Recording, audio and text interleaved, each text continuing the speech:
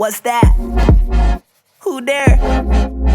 Whoa. All right, guys, I've got Mahlum, the founder and CEO of solidcore. Anne, welcome to the show. Wow, you pronounced my last name correctly. I didn't even tell you how to pronounce it. I'm impressed. I had a little bit of practice. I watched a few YouTube videos before just to make sure I got it. I'm prepared. I like it.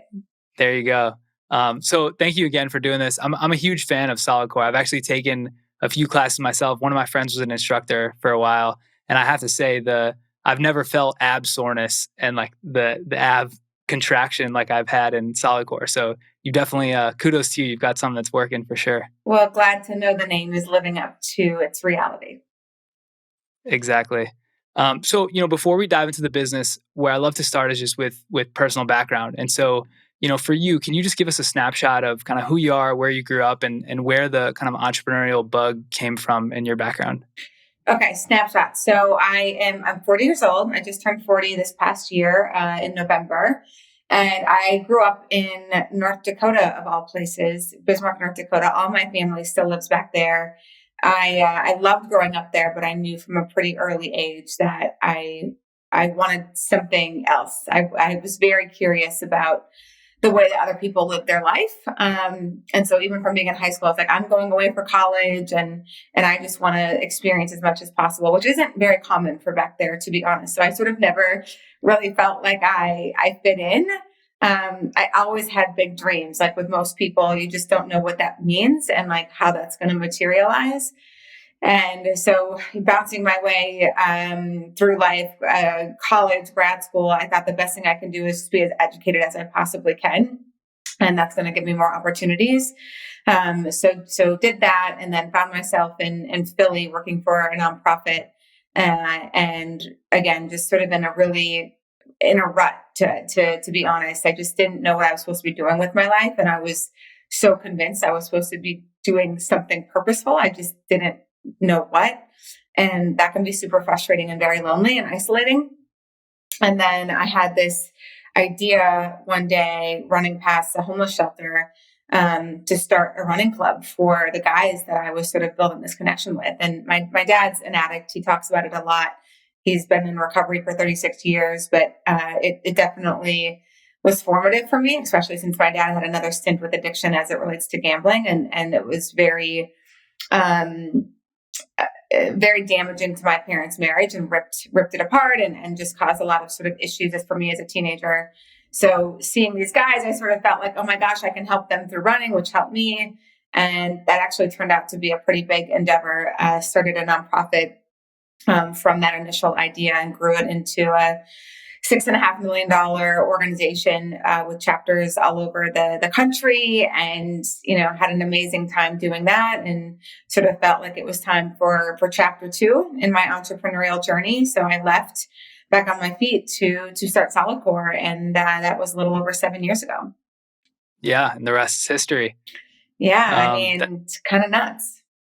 Yeah, it's crazy. So I can't wait to get into it. I think there's a lot of reasons why this conversation, I'm super excited for, just to give people a sense of where solidcore is today. You guys have 71 studios across the country, all corporate owned. You've raised over $70 million across the life of the business. And you recently had VMG Partners come in as a minority investor. And those are some big time numbers. So I'm pumped to, get in the time machine and go back to the beginning and kind of build up as we go and hear some of the stories that you've learned along the way. So I kind of want to start at the beginning. And, when you wanted to make that transition, just talk us through that story. Like, how'd you get exposed to the Pilates type workout? And when you started coming up with an initial concept for studio number 1, what did that look like for you? Yeah. So I'll take you back even a step further, because when I was running back on my feet, right, this was this thing I created. It had a whole lot of personal connection for me. It made a lot of pain in my life turn into a lot of good and helping people. And I get that question a lot of, why did you leave it? How did you know it was time to leave? Because that's not an easy thing for founders to do. When you build something from scratch that didn't exist before off of an idea and emotion, it becomes a part of you. And for back on my feet, we were 6.5 years. I was 6.5 years into growing it.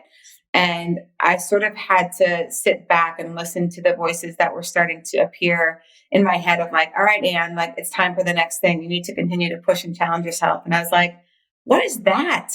Like, are you kidding me? like this doesn't happen. Most people who start things, it doesn't work out. Here I am helping people every day who are living in homeless shelters have a better life. Like, no way. Like, I'm going to stick to this. And I had to really work on listening to why I was having those emotions and thoughts. And I started to pay attention because I'm not the best operator out there. I love to create and I love to build and I love to scale and I love to build community. And where Back on My Feet was, like, we had opened 12 chapters in 4.5 years in a nonprofit space. And I was like, I want to keep growing. I want to keep growing. But I had to be really honest about what the organization needed. And it needed to just grow vertically, meaning it needed to, further develop its program to better help people. And that just, one, wasn't as interesting to me. Two, not my skill set. And three, these voices didn't go away. So when I started doing Pilates, I was actually in California and I walked by a studio and I was like, oh, that looks very LA, like this workout. And you have to know that I was a massive worker outer, if that's even a word, running boot camps, everything there was. So, and I like was very proud of the fact that, like, oh, I'm an athlete, like I'm in shape. So I see this LA studio and think it's going to be, fun. And I go take a class and I think I probably had the same reaction that you did, Kallaway, which was, oh my God, like, what was that? Why was that so difficult for me? And the next 2 days, I was so incredibly sore in all the areas that you try to tone and strengthen, but are just challenging to do through traditional workouts. And I started taking a Pilates workout back here in New York called SLT. And at some point I started to do the math on the business. And I'm like, this is an incredible business model. And I think I can do a different job. I don't want to say better. I can do a different job at building a community around this that would make more sense and be more authentic to me. So I was like, all right, this is what I'm doing. And I worked through the transition plan with Back on My Feet. And I moved back to DC because I felt like that would be an amazing market to open my first studio. I had spent some time there before and just felt the market was really ripe for boutique fitness. And I put pretty much all of my money, $175,000 that I had saved over the last several years of my life. And I was like, I'm going to bet on myself. Like, I believe in this concept. I know how to build community. And I am all in. And it was scary, and as it should have been. But when it's as scary as that, like, you don't even let yourself think about failure. I was like, this has to work. I don't have a plan B. I don't have an option B. Like, I'm going to make this work. And that kind of motivation was a real driver for me. Yeah. When you're all in, it seems like the best things happen, right? Back against the wall, it has to work. I'm curious, when you think about that first studio, right? So once you have like a few and you've got the model proven out and you have the playbook, you can rinse and repeat. It's not easy by any means, but it seems easier. But that first one, you're kind of going into it like you got to build the programming for the first time. You have to figure out how it's going to work with members coming in and out, but the equipment, et cetera. So talk through, like, from what your initial concept was to the like print and go model that you had with all the other studios. How different did that end up being? And like, what were some of the things that worked and didn't work in the early studio? Yeah, really thoughtful question. And there's a lot that is true today that was true on that first day. And you have to remember that, like, I'm in the consumer facing business, right? So it's experiential. It's a branded experience built off of emotion. When people walk into the studio, they are met with a person. The product, of course, they're buying is the workout, but that's a service delivered by a human being. So much of it was, what is this experience going to be like? And it's hard to know where some of this stuff comes from, but I'm huge into personal development. I've been reading for a long time, and you start to realize, and I learned this at Back on My Feet, was everybody's actually looking for the same thing, right? We want to be appreciated, valued, loved, celebrated, recognized, and seen. And a lot of times people forget that because we get in this rat race of life. And it's why Back on My Feet worked. We saw a bunch of people who were living in homeless shelters, and we learned about them. We took an interest in them. We put them in a positive environment and community and celebrated their achievements, and we didn't judge them. That's why they kept showing up and wanting to be there. And that is true with solidcore as well. So when people walk into that studio, the design of our model where the coach is the one who greets you, you think about boutique fitness Kallaway, and there's a lot of sort of elevatedness to the instructor or the coach that almost seems like they're celebrity, that you like Like think on a about pedestal or SoulCycle. something. Yeah, Yeah. they're literally on a pedestal, and it's no judgment against SoulCycle. They built a really incredible business, but that's never been my speed. Like I really believe in inclusivity. I believe in a very horizontal and flat organizational structure. I don't like when people act or feel or treat people like they're better than them. And so the brand and the community and the experience was really built off of that. And so one of the things that I learned through all my reading in my 20s was the most important word in any language to anybody is their own name. And so it was like, hey, at solidcore, people are going to hear their names a lot. And they need to hear their names in class. They need to be rewarded and congratulated for the things they're doing right, encouraging them to keep going so that you build this personal connection and that you feel seen in our business. And, we have a small group model.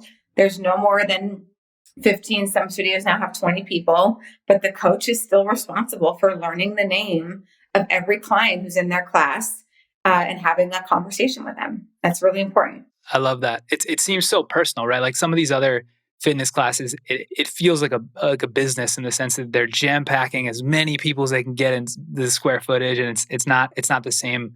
So that's really interesting. I love hearing those little experiential tidbits. Any kind of business, I think it's really important to ask yourself, what should you not skimp on? And at solidcore, we don't have a lot of we're not competing with we don't have showers, we don't have marble desks. There are certain things that we're like, that's not a real value add from an experience that we can see. But the value add is the people we hire, the sound system, right? We're not going to cheap our way out of the sound system and have the music sound like shit in here. And the mirrors and the lighting. If we can nail that, and people, the lighting looks good. People look good in the mirrors.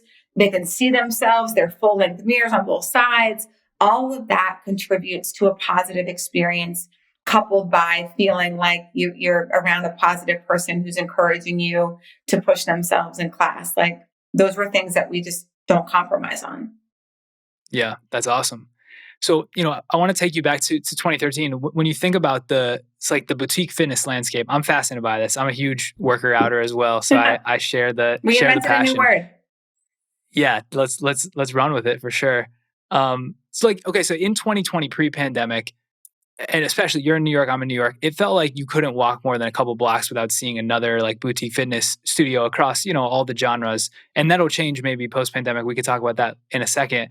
But it hasn't always been that way, right? So I went back and did some research, and Pure Bar Method was founded in 2000, SoulCycle 2006, Orange Theory 2007, but those were earlier. And so I'm curious from your perspective, in 2013, what did the boutique fitness landscape look like? And did that impact at all the way you plan to roll out? Was it still pretty new? Talk us through that a little bit. It was very new, and I would love to say I was that smart to realize that. I mean, listen, all I knew was I love to work out, and I know a lot of people do too. And I had discovered a way of working out that people didn't know about. And once that happened and I started to see the results and how good I feel, I'm like, I'm totally in. I'm all in. And I didn't really even know too much of SoulCycle. I heard of it, but I really hadn't gone. And that's, again, I'm just not somebody who enjoys sitting on a stationary bike and spinning her wheels, so to speak. And so when I decided to open in Washington and DC in 2013, there was no SoulCycle, there was no Flywheel, there was no Orange Theory, there was no Rumble, there was no Core Power. We were literally a pioneer in the space down there. And we were profitable in month one. I mean, it just goes to show you how starved people were for innovation in the fitness space and how I think they wanted to be a part of a more communal experience that challenged them in a different way. So we just got a little bit lucky with the timing, and I also have the mantra, and some people who have, depending on your risk tolerance, I was negotiating my second studio before my first one was open. Like, I'm either in or I'm not. And for some people that's scary, but like, same thing with New York, Kallaway. Like when we people are like, why aren't you guys in New York? Why aren't you there? Like, we took 5 years to get into New York. And it's because one, I wanted us to really understand our brand and the nuances of what we were doing. I wanted us to have the proper team. I wanted us to have the capital for us to come in here, ground floor. Like, I wasn't interested in having a location on the 8th floor somewhere. I knew when we would be able to offer our experience in the way that we wanted to, with the music and how loud we play it, and the customer experience that we are doing in other markets. If people have to, walk up 8 flights of stairs, or wait for an elevator, or late for class because they can't get in, that was really important. And I also wanted to do like as many as possible in the first year to set maybe send a message that like, we are here in a big way. And like, I want you to see these things everywhere you go. And if it weren't for the pandemic, we would have had, I believe, 12 to 14 open at the end of 2020 between Manhattan and Brooklyn. And we had 7 open in the first year here. So for us, like, if you're really confident in your brand and what you're doing, opening up one and seeing how it goes for a year, you lose your momentum. You lose the brand equity grab. You lose the opportunity. And then the second studio is just as hard as the first one. Yeah, you got the assassin's mentality. I love it. You were going for the throat. So I was going to ask you this later, but I think it's a perfect segue now with the COVID impact. So I ask founders this sometimes. I hate drowning on the COVID piece because everybody knows it was a tough year. But I think in fitness, it's really, really compelling because so much has changed, and there's been a lot of people that were class goers and gym goers that now have Pelotons and tonals, and maybe they won't go back, maybe they will. I'm really curious to get your take. Like, fast forward 12 months, how does the landscape look, do you think, compared to what it was pre-pandemic? And then, of course, you can relate that back to like how you think it plays for Solidcore's strategy. I will go on record and say the in-person fitness industry, if you've got a great product, which Solidcore does, will be in a better position in 12 months than it was pre-pandemic. People are anxious, ready, wanting to get back to living, doing outside of their house. I said this really early in the pandemic. People do not want to live at home, work at home, eat at home, entertain at home, work out at home. Like, it's too much. You're going to go stir crazy. And if you can provide an amazing experience with an amazing workout that does what you say it's going to do with results, I think we're already seeing it, Kallaway. Literally every day, like, our projections that we had for April already surpassed halfway through the month. People are wanting to get back to being social and being out. And now listen, like, are there going to be people who continue to have an at-home workout routine? Of course there are, but this is the business mistake people make all the time too. They sort of think too small. Like, oh my God, people work out at home, they're not going to go back to working out. And like, do you know how many people there are in this country? You know how many pizza joints there are that are successful? There are room for so many concepts in a particular industry if you do it really well. I truly believe that. And you don't need that much of the market share. Like, most people honestly have never heard of Solidcore, but we are a very successful and profitable company in the space. And we have a ton of white space ahead of us. So I think that, and for us, and this is also important to our brand, because we obviously had, several discussions about at home and digital. And in my perspective, SoulCycle and places that tried to replicate their in-studio experience with a at-home, bike or piece of equipment that was exactly like in person, I think they're going to suffer for their in-studio because they tried to substitute. And what Solidcore is doing is we're trying to supplement. We do not want to replace our in-studio experience with an at-home machine. that you can get everything you want at home. We think being in person with people, accountability, the machine that you get there, the music, the whole, energy is something that we're not going to be able to deliver at home, and we're not trying to. So there's different routes to go. There's success down multiple roads, but when you're trying to do it all, you're not going to do it all well. And we are really, really good at in-person experiential workouts. And we're also really good at expanding brick and mortar. So we're going to stick to what we know, and it's worked really well for us so far. Yeah, no, I actually love that take. I think what's interesting is that's probably the contrarian take, but I think that's right. And I think the people that tried to basically, they cannibalized their own business. They made a cheap knockoff of the thing that they were already selling. And now people will be confused. I don't know what to, but you guys are going to double down and stick to what you're good at.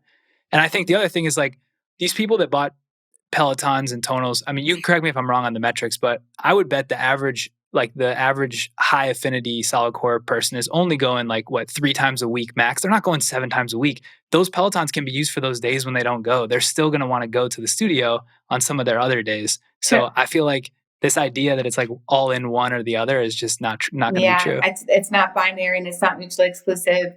And, most solid core clients come a lot less than you think that they would. It's even shocking for us of people come 4 to 5 times a month. It's crazy. And so we definitely don't want to replicate that. The workouts is hard, it's challenging.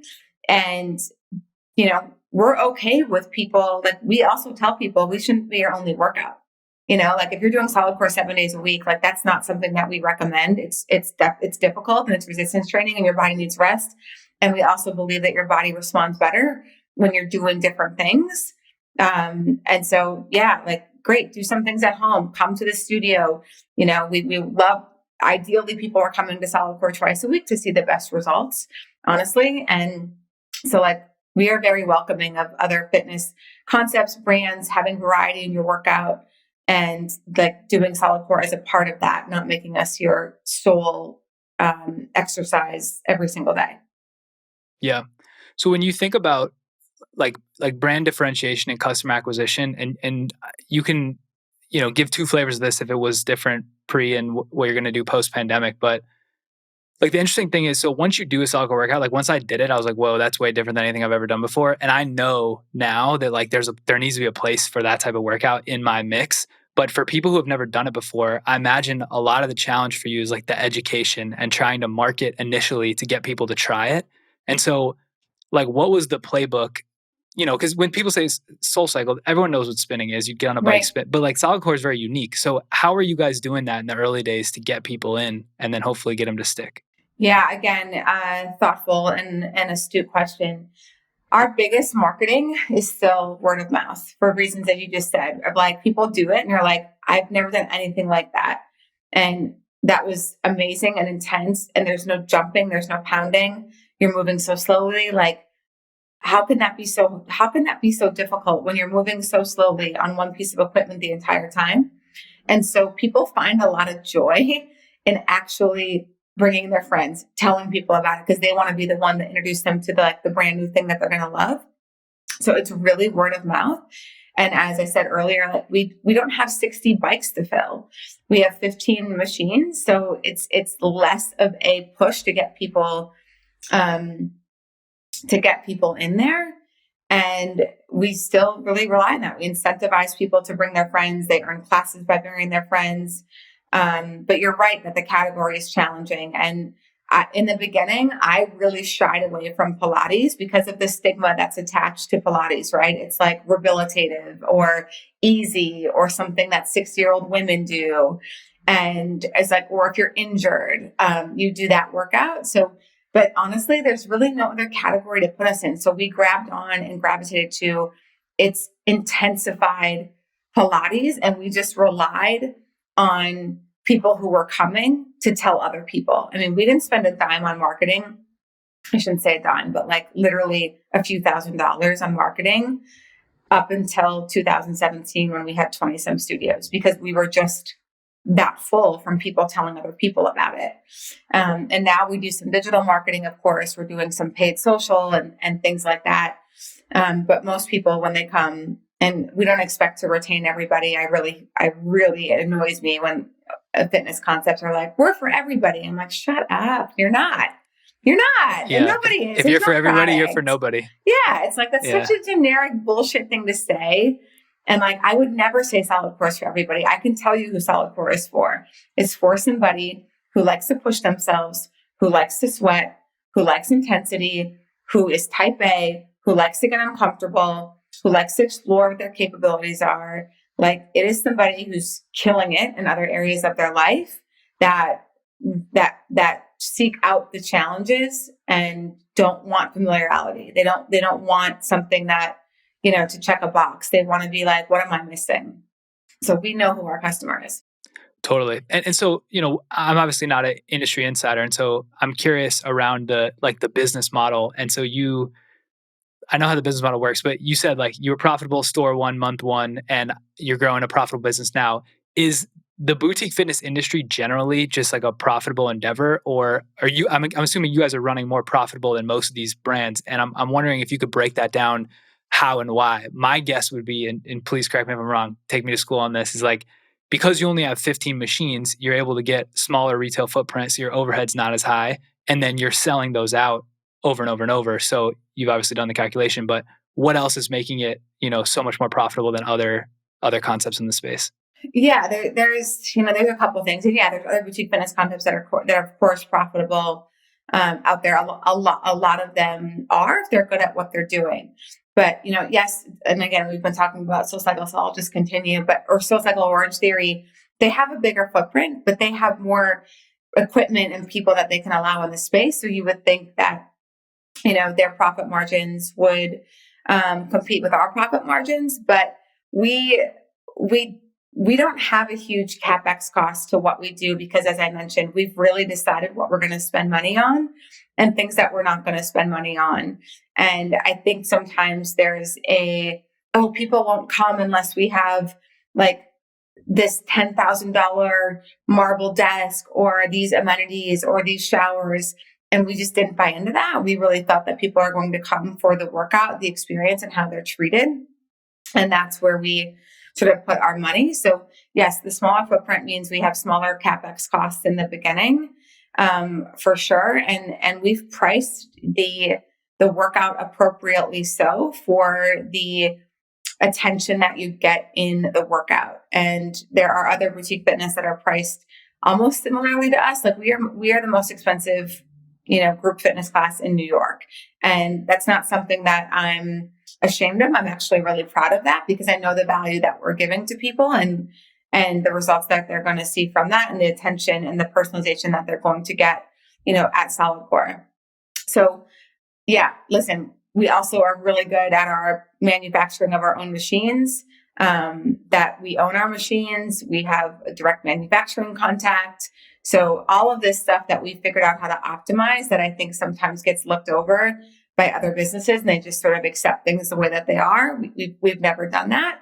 And another piece to our model is, and this goes to our culture, is our staff. Like our studio managers, a lot of places, all that manager does is manage the studio. And for us, that studio manager is a coach. So they are coaching several times a week in the studio. We've always, I coach, I'm in New York right now and I'm coaching 18 classes in 14 days. We believe that no matter what level you are in the company, if you're going to be a player in this space, you need to know how to deliver the product. So our studio managers are coaching anywhere from 12 to 15 classes a week, delivering, that product. And that also contributes to the strong economics that solidcore has. Yeah, that was a great answer. All those things add up. Definitely. I didn't know you guys produce your own equipment. That's big time. Yeah, absolutely. All right, so this will be a fun game. So imagine if someone came to you and was like, I want to get into the boutique fitness space. I want to start a concept.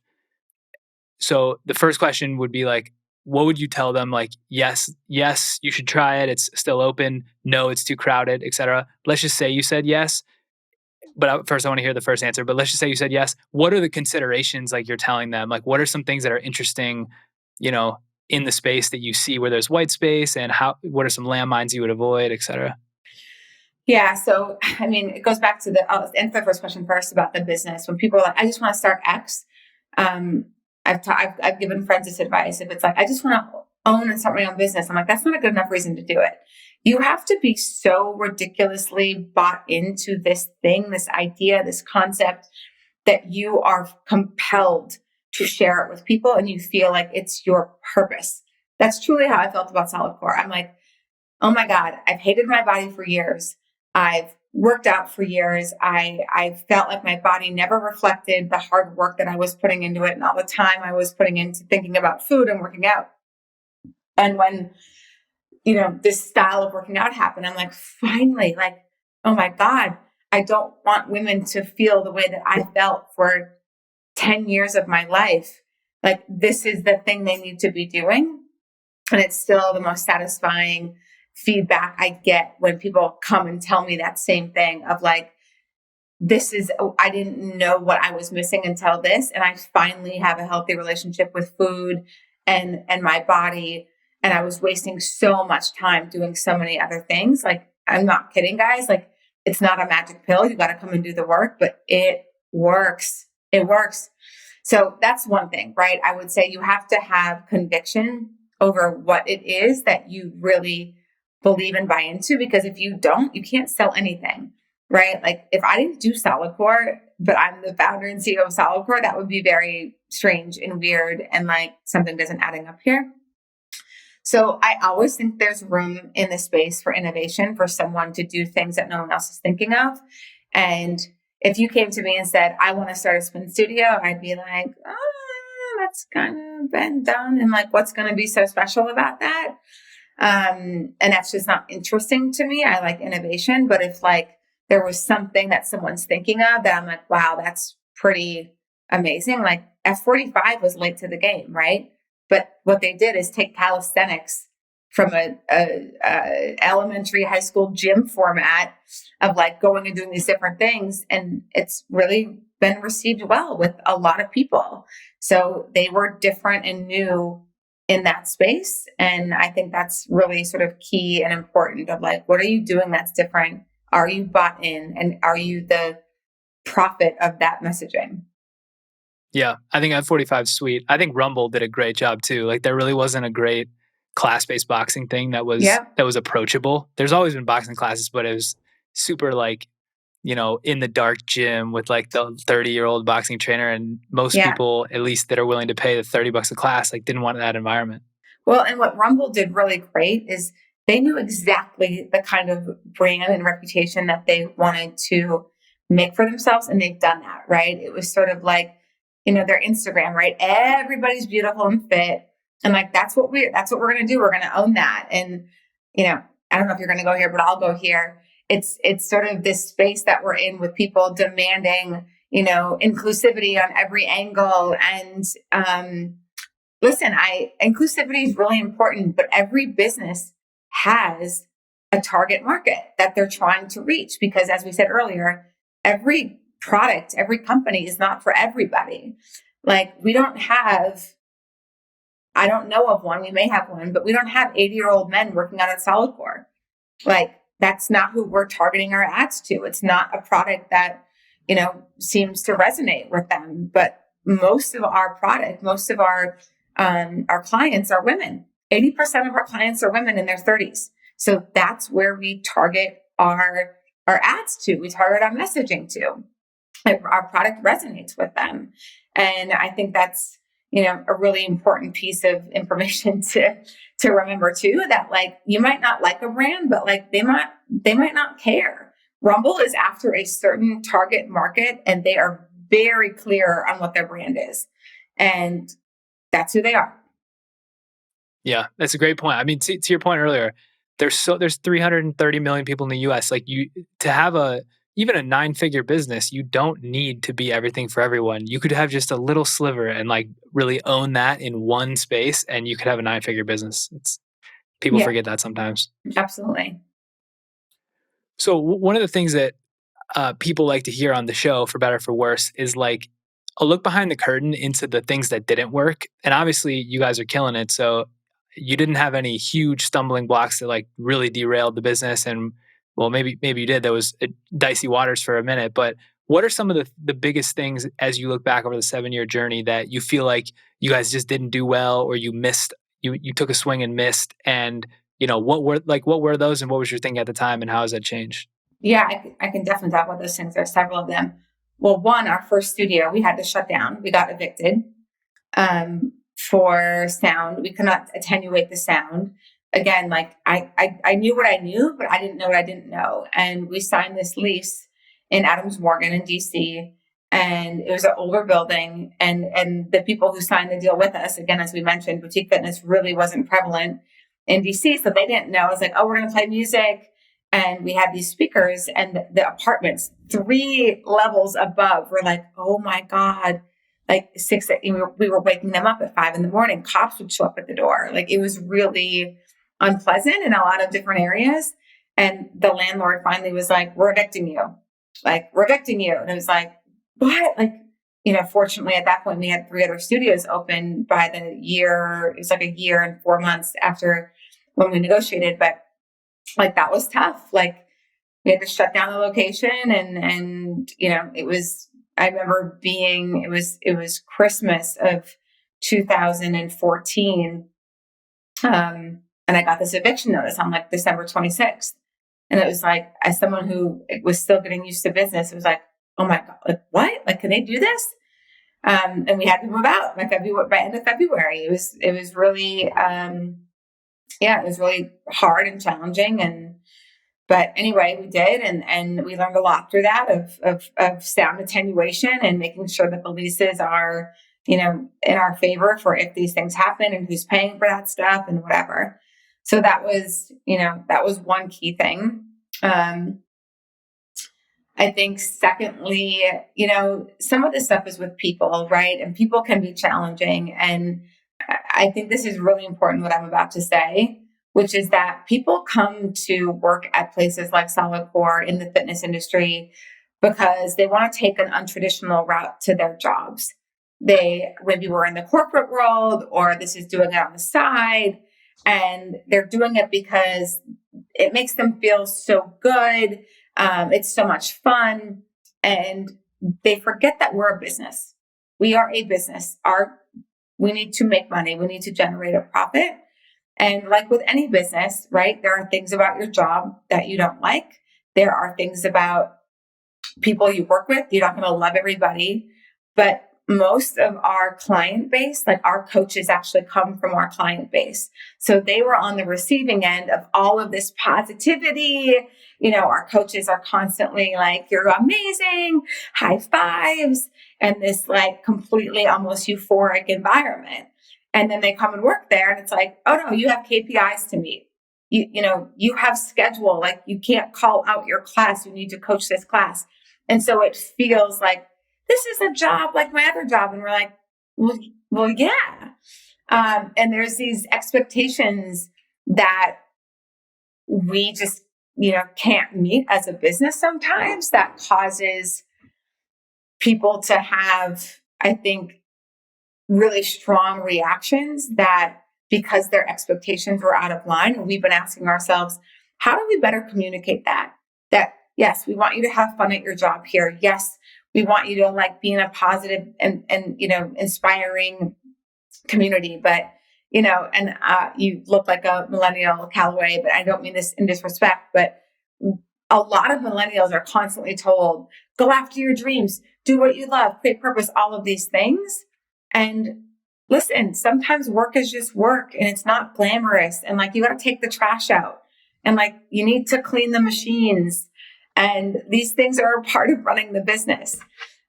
So the people part is can and has been and will continue to be hard, but we're learning through that. And then additionally, yes, COVID was extremely challenging. Like, we have 19 different states. Every day waking up to like, what are the new regulations? And then like, we didn't do something in the way that people thought we should. So then all of a sudden we don't care about our community. And it's like, oh my God, it was very hard. It was crazy, dude. It was just like, how can you think we don't care about the people that work here and come here? It's like, So we just sort of felt like it was, I posted on Instagram recently about some of this. It was like truly one 20-foot wave after another. It's like we couldn't come up for air. We're treading water. There was so much uncertainty, so much out of our control in 19 different states, and like everybody's opinion on what we should be doing. We're not doing enough. We're doing too much. Why are you requiring masks? This is stupid. Oh my God, I'm 5.5 feet, not 6 feet. I should be 10 feet. And it's just like, there's a lot. Just can't win. There's a lot, man. Yeah. And I want to, so let's dive into that just a little bit. So obviously the people problems with COVID component, like, catering to everyone's needs, like that's a whole thing in itself. But from the business, when everything was happening in March and April, like obviously fitness studios just shut down. And so you went from whatever you were doing per unit to zero, like in a snap of a finger. Like take me into the leadership team room, like for those few weeks in April. Like what were you guys thinking? And you alluded to it earlier, like you guys thought about, okay, do we make like kind of a digital, like more content solution to hold us over? Like just take us into that room, because I think it's fascinating. Yeah. I mean, it's so funny. Our team still talks about this, but I was, before the pandemic, May of 2019, I broke my leg in a pretty horrific jet ski accident. So I was I was working, but I was really out of commission for a long time. And I was on vacation for the first time in a really long time, end of February. And I was like, I'm going on this trip, and like, you're not going to hear from me, and blah, blah, blah. And I call my COO, and it's like March 4th. And I'm like, listen, dude, this COVID thing is really starting to like scare me a little bit. And I'm not hyperbolic. Like I have a high risk tolerance. Like this is not, a normal thing for me to bring up, frankly.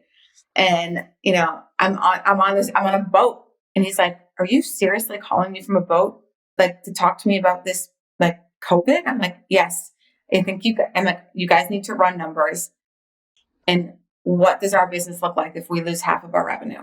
And the whole team, we laugh about it now, but the whole team was just like, are you effing kidding me? Like she's supposed to be on vacation, and now we have to spend our time like creating this model for like what our business looks like if we lose half of our revenue. And, I come back on March 8th and things every day just get worse, right? There's this like, oh my God, wait, what? Like, and I remember us talking about like, are we going to have to stop doing high fives? Like, we're going to have to stop touching people. I mean, that was the extent that we're like, this is awful. How do we stop high fives? And then, obviously it was just like, that was it. It was just like one day, SoulCycle, Berries, I'm like, this is happening. Everybody's closing.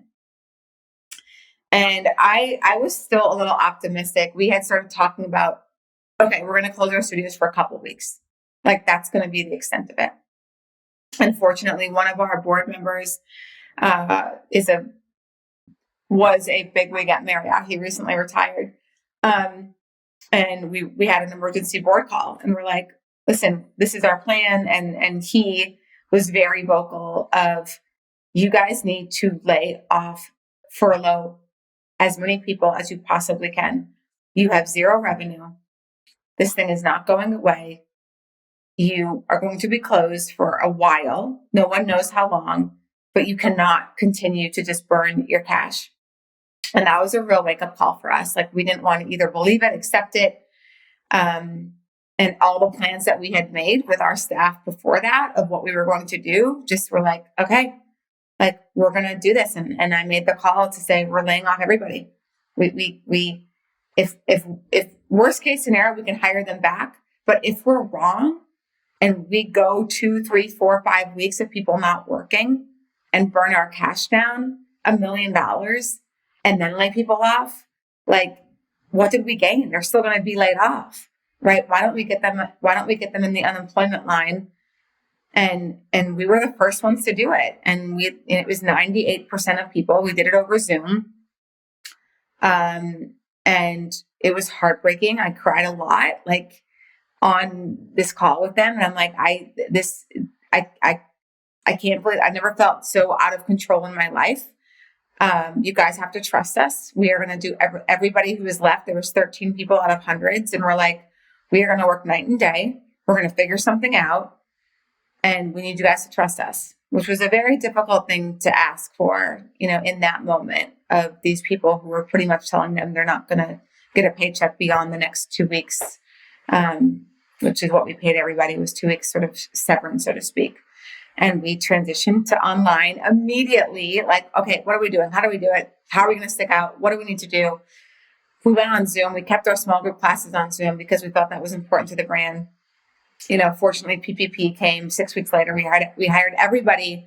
95% of people we hired back after PPP, and they've been on board ever since. And we've been like making it work. But it was every single day, weekends, nights, days, conversations in the trenches.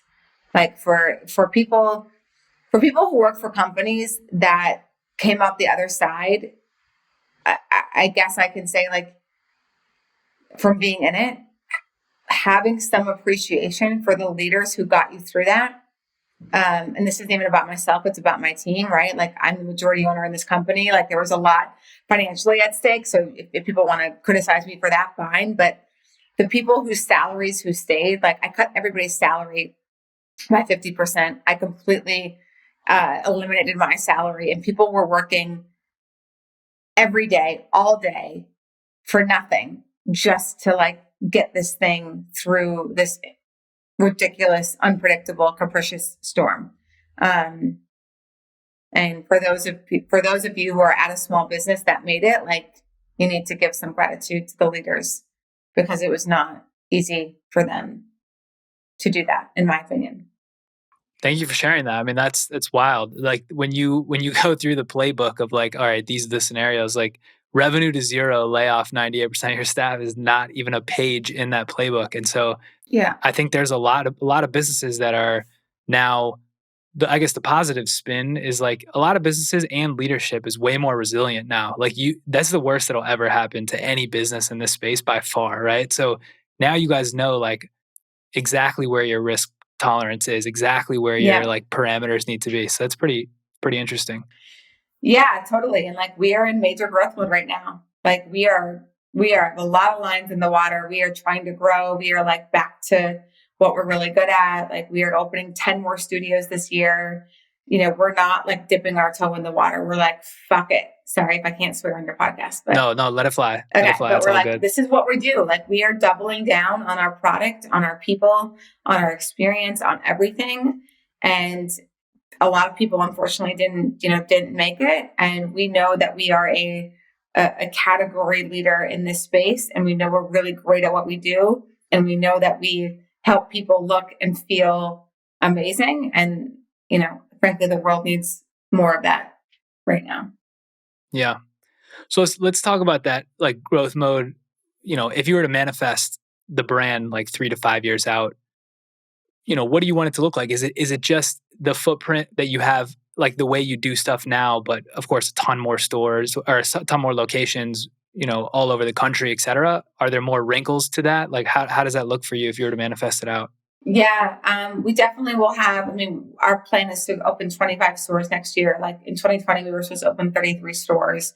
So we want to get back to growth. We're not going to franchise. It's not, at least as long as I'm, still the controlling owner here. It's just not something we're interested in. When we have a transaction down the road, which again, we will do, like, I've taken PE money, right? When you take PE money, there needs to be an exit.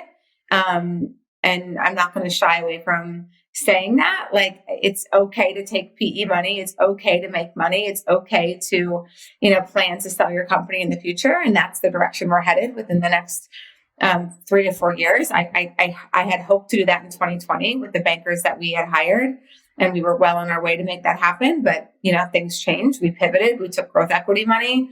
And we will deliver on what we said we're going to deliver on, and then talk about another conversation then. Our relationship with Equinox, we inked a deal with them last fall to have them be our exclusive digital provider. And this is also really important, Kallaway, that, that decision for us was like, we are not a digital media company. We are not a digital content company. So why would we try to be? I mean, the investment that we would have to make to compete with the quality in that space right now would have been millions upon millions of dollars, right? So like, why don't we outsource this, partner with somebody who's amazing at that, use our brand, which have built and really proud of, the people, the workout, everything. It's a perfect marriage. And some people get that wrong, and it's a really costly mistake. And I'll give you the other example, making our own machines. That was crucial. And I didn't know how to do that. I didn't know shit about manufacturing, but I knew if we didn't figure out how to make our own machines, that we were not going to be able to grow at the scale that the company's potential had. So it had to be figured out. I don't feel the same way about our digital online presence. And having that conversation with what is essential to what you do to achieve your goals and what isn't. Is it a distraction or is it an enhancement? Because sometimes the shiny lights can just seem appealing, or like, no, we do this ourselves. And you don't really have a good answer for like why. And really analyzing that is again, I think it can make or break your business when you're at the stage that we are. Man, I totally agree with that. I feel like, again, like it's crazy. That seems like the contrarian view, but like the best operators that I've talked to, there's a few things, 1 to 2 to 3 things that are like your core competencies that you do better than anybody else, and you triple, quadruple down on those, and everything else is a waste of time. And like people don't think of it that way though. Yeah. They think of it the other way. Well, people think of, they're like, well, we already have this, so let's just add on to it. Like people already bought this, so they'll buy into this. And, sorry to go back on my feed, but Back on My Feed's a running program for individuals who are experiencing homelessness. And everybody was like, oh my gosh, I shouldn't say everybody. People are like, you should add biking. What about swimming? What about tennis? What about X? I'm like, no. Then it becomes confusing, right? Like we are going to own, and this was in a nonprofit world, we are going to own this space. We are an organization that has the foundational roots of running. I don't want to be, I'm not a biker. I'm not a tennis player. I mean, now I am, I'm trying to be, but like, that's confusing. It just looks like, what do you guys do? And like, you want to add bikes into homeless shelters, they're going to get stolen. You want to add this, like you can think big in the narrow focus of like, there is no better workout in the Pilates space than solidcore. There is no better experience. There's nobody who grows and expands faster than we do. Those are the things that we will continue to own, and we will outcompete every single person in that category. We have for the last 7 years. And because we don't easily get distracted, and I'll say SLT for a moment, right? It's like SLT before the pandemic opened their Megaformer and treadmill space. But like the whole shtick to this intensified versions of Pilates is the slow and controlled movements. But now you want to add in cardio, but all the other one of your other studios don't have cardio. Like it becomes confusing of, well, wait, are you saying that I need cardio? Like it won't be effective without it? Like, oh no, we're just trying to appeal to more people. But it's like, that just feels so inauthentic. And I think it's a massive mistake. Like Apple, as I'm looking at my iPhone, also amazing at sticking to what they're good at. Yeah, no, I totally agree with that. Yeah, it seems like SLT they're trying to find a differentiation point. So then they're like, oh, well, Barry's does this unique double thing. Like, let's just do that. But yeah, it dilutes the like what people want is really deep experiences, right? Where the people that are facilitating them are world class, right? Like as soon as you lose your world class ability, there's going to be somebody better than you. I think that's where we're going. Well, think about a restaurant. If you go to a restaurant where they're like, we've got wings, we got pizza, we got sushi, we got Italian. Yeah, those are the worst restaurants. They're the worst. You never go there to be like, I want the best Italian. You never go to that place. You go to the place that only does Italian. That's it. That's what they're good at. It's what they know. Same with pizza. Like it's just not, anyway, don't get distracted by the shiny lights. Don't try to be an expert in something because it's the trend that's going on right now. It's a massive mistake. Yeah, I totally agree. One question I wanted to ask you. So I know Brian, who I assume is like your right hand COO, he's taking over as CEO for solidcore, like I think starting on Monday. And for you, yeah. And so like this is your baby, I'm sure. And like after talking to you for 55 minutes, like you're not stepping back because you don't have the chops. I can tell you that for sure. So I'm curious, like when you thought about that, like why is now the right decision for you to take a step back? Because I imagine this frees up your time. And then what are you going to do with all that time? It's not even so much a time thing. So I'm turning my CEO reins over to Brian. I've been planning this for the last 2 years. I promoted Brian to president in September of 2019. And my plan was in 2020 to sell the company and let our new buyers know that like Brian is going to be the CEO. I will help with this transition. But I know what I am really great at, what I love to do, which is creating and building and like making a brand and experience that didn't exist before. I love it. And I've done that, right? Like we are in a little bit of an assembly line, so to speak, of like, we know how to scale. Like opening additional studios for us is not complicated. We have the formula. We've got that figured out.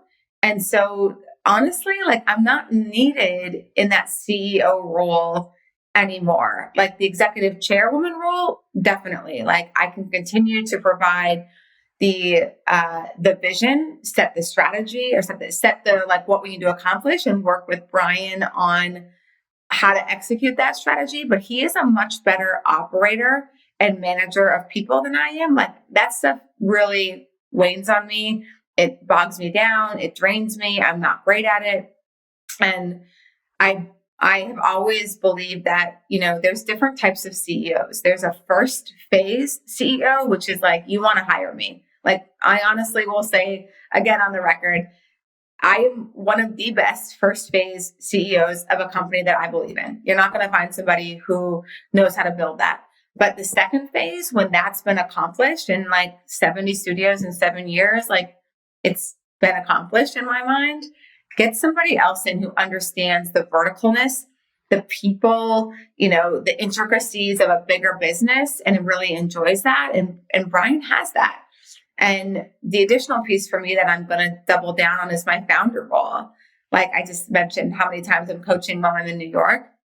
And I love that. Like, I was out at Westport, Connecticut 2 days ago, and like to sit there and listen to all these people tell me how much this company and this workout has changed their entire life. Like it's really hard to get sick of that. And to go and coach them and to see their strength and to like see how meaningful and important this company is to them, and to get to connect with my team and thank them and listen to them. Like, oh my God, I love that so much. And I want to do more of that. So it's sort of like I'm splitting the difference. I'm getting more on the ground and more community focused. And I'm getting even more super high level where like I can talk about the vision, but it's Brian's responsibility to figure out how to get it done. So that's why I'm doing it. And second, like also from a business perspective, listen, if I continue to be the CEO, Kallaway, until the next transaction, what do you think the next buyers are going to say? Oh, no, we're not doing this without Anne. No, we need, and I'm like, no, the company actually becomes more valuable by putting another CEO in who is capable of doing this job, to show that like, it's not just reliable on its founder. It's really important for founders to think about as they continue to scale and grow and want to sell or transact or raise money with their company. Yeah, you can detach like your personal brand from the business brand, and then it's more valuable. Totally. All right, so I know we're at the hour. The last question was just the brainstorm, and so I know I gave this to you at the beginning of the hour. So if nothing comes to mind, no worries. But this question, is essentially, other than boutique fitness, which you know really well, and of course you know solidcore really well, is there anything else just as a consumer in other parts of your life, or like if you put your investor hat on, in any other market that's really attractive to you right now? And if solidcore went away and boutique fitness didn't exist, you would consider exploring trying to start a business in this area? Totally. And it's the beauty space. I am really hot on the beauty space right now, whether it is lashes, lasers, injectables, Botox. Like it is, I think that is going to be just as commonplace as, and that's the business side. I'll talk about the social side in a second, but like as Starbucks, I'm not that girly. I don't know if you can still see me yet, or if I'm. No, I can. Yeah. Oh, you can. Great. I'm a tomboy. Like, dude, I would love to play sports every day, all day. Like, it's what I love to do. But like, I get Botox and I get my lashes done. And once you get Botox, I get facials for my skincare. And I just think that it's going to be an investment that people are going to make in how they look, because the same thing about fitness, it just makes you feel so good. And once I started getting Botox 2 years ago, like I haven't stopped, because I'm like, oh, like I can't not have wrinkles. And that might sound, I actually don't even care how it sounds. Like I went from back on my feet to, helping people experiencing homelessness to a high-end boutique fitness concept, which was very confusing to people. But I didn't care. I'm like, I really love this. And now I think the beauty space is really a space that's going to just continue to skyrocket. I'm looking for investments in that space. I'm actively in conversations with folks.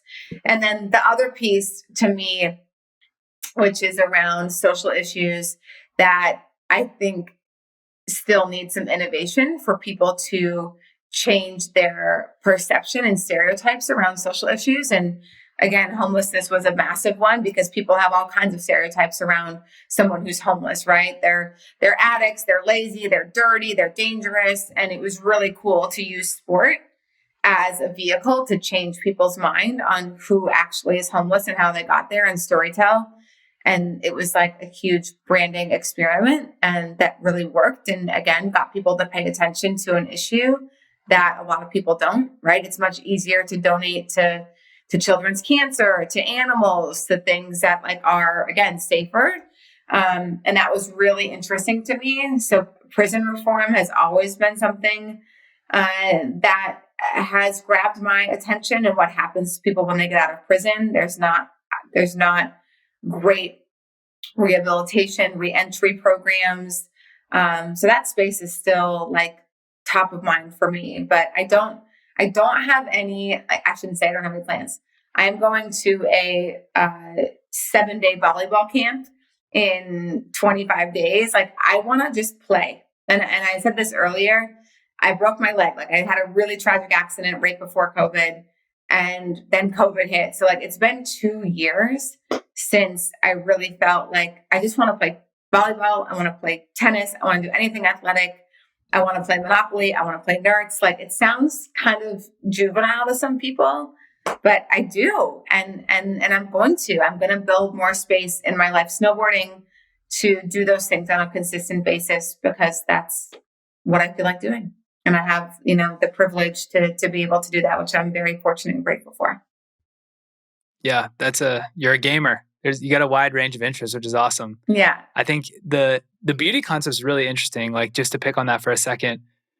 So, to our point, I was about to say, do you think all of those services, things like lashes, Botox, facials, are all going to be bucketed into one consumer brand? I was about to say that, but then I'm like, wait, I'm talking to the solidcore founder who we just talked about for an hour. You go super deep on one thing and how do you think that will look like in 5 years if like someone were to, act on this vision you have? Is it like separate consumer brands for all of those verticals, and they live, in brick and mortar, just like Starbucks does? Or like, walk me through how you would do it.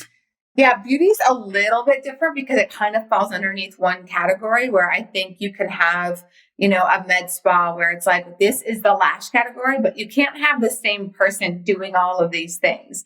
That's when it becomes like, wait, what? Like, it's like, no, it's like, you can tell I got my hair done recently. Like I got it done tonight, and I had one person do my color and one person do the cut, right? Normally people aren't experts in both of those things. And that's the same that goes for, most categories of like someone who puts your eyelashes on isn't giving you, a $2,000 laser for your face. Like it's just a different expertise. So I think underneath one roof is fine, but different people executing on that. And I also think for men, it's an untapped industry there. Men are notorious for bad skincare, not washing their face, not putting products on their face. Yeah, I need it. Don't look at mine. Oh, stop. But still, like, you know what I mean? There's just that it's just completely untouched. And I think that there's going to be, I also really love the optimal health and preventative health after COVID. So you see some of these places come up, like there's Forever Young, there's the Re-Energize or something. They're both franchises where you can go in, you can get your blood taken, and they can tell you a list of things of like your inflammation rates are high, right? And it's just like, oh my gosh, I want to understand my allergies. I want to understand my sensitivities. I want to know what, food works specifically for me. So I think the specialized optimization for humans is a huge category that you're going to see a lot of as well, especially again after COVID, of people trying to get ahead of things. Because think about it, like we live well into our 80s and 90s. If you're really healthy, it's easy to live in your 90s, and your body, certain areas, testosterone, estrogen, haven't caught up yet. So those things start to deplete, right? Same thing with your face, everything else, your vision, all of that stuff starts to go, even though your heart is strong and your other organs are living longer, but other parts of our bodies that we would like to reflect the lifestyle we want start to deteriorate. And so I'm also very bullish about that category. Yeah, me too. The quantified self, personalized medicine, all of that, like holistic. I think there's so much room for that. It's funny, like, and I'll leave it at this, and because I know you got to get out of here. The men's beauty side, not only are there like very few brands, if any, but like it's still stigmatized pretty heavily. Like it has a negative stigma around it. So like there's so much white space there. I think in 10 years, who knows? Like, it could be a part of, just like brushing your teeth, right? It could be a part of everyone's routine as long as the stigma's gone. Yeah. I mean, my boyfriend, like, he'll never wash his face at night. That I took a shower today. I'm like, sure. But like all of the environments from the air, and women wash their face because they're normally wearing some kind of makeup, but there's no moisturizing going on. There's nothing. Sunscreen, even for men, right? Like we have different skin. I'm sure there's a skincare line for sunscreen for men out there, but like, it's not that well known. I don't know what it is. And I think that, someone needs to figure out the right messaging, communication, branding, in those places. And frankly, the women can be very influential to the men in that stuff of like, you need, just like there's men hair care now, right? Like that didn't used to be maybe as big of a thing, but like there are specific types of hair products that men use that women use. And there's a difference in our biology from testosterone to estrogen. So I think you're right in the 10-year mark, just like boutique fitness was, 7 to 10 years ago, you guys will have a array of options, and it'll be weird to not be taking care of your skin if you are a man. Yeah. Totally. Well, before I let you go, I just want to acknowledge you for a second. I really love this conversation. This has been one of my favorites on the podcast. And I just, I'm obviously hosting, but I'm a huge fan. And I think you're a baller. You're a rock star. You can definitely tell that through the interview. And so I hope, you've left a lot of gems for all of our listeners to take away. But I hope, if nothing else, that they listen and just sit back. It was a masterclass in how you like build community and build a massive brand. So I just want to say thanks again for coming on. I'm going to continue to be a huge fan, and good luck with everything as you guys continue. Yeah, thanks. Well, I'm in New York for the next couple of weeks. So look on the schedule, come take a class from me. That would be fun. And I also appreciate Kallaway. You were super prepared interviewer. Really thoughtful questions. That doesn't happen every time when I agree to do podcasts, which makes the conversation just more fun and more fluid and better content for the listeners. So thanks very much for that. Thank you. I appreciate that. All right. Ann Mahlum, founder and CEO of Solidcore. Thank you so much for coming on the show. Thanks.